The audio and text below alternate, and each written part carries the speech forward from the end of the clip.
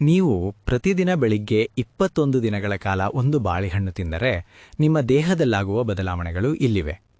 ಮೊದಲ ದಿನವೇ ನಿಮಗೆ ತಕ್ಷಣ ಶಕ್ತಿಯೋತ್ತೇಜನ ಸಿಗುತ್ತದೆ. ಬೆಳಗಿನ ಹೊತ್ತಿನಲ್ಲಿ ದಣಿವು ಅಥವಾ ಎನರ್ಜಿ ಕುಸಿತವಾಗುವುದಿಲ್ಲ. ಬಾಳೆಹಣ್ಣಿನಲ್ಲಿರುವ ಸಹಜ ಕಾರ್ಬೋಹೈಡ್ರೇಟ್ಗಳು ಮತ್ತು ನಾರು ನಿಮ್ಮನ್ನು ದಿನವಿಡೀ ಚುರುಕ ಇಡಲು ಸಹಾಯ ಮಾಡುತ್ತವೆ.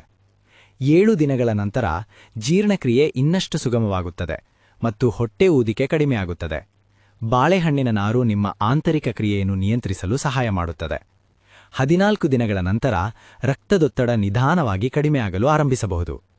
ಬಾಳೆಹಣ್ಣಿನಲ್ಲಿರುವ ಪೊಟ್ಯಾಷಿಯಂ ಹೃದಯ ಮತ್ತು ರಕ್ತನಾಳಗಳನ್ನು ಶಾಂತವಾಗಿರಿಸಲು ಸಹಾಯ ಮಾಡುತ್ತದೆ.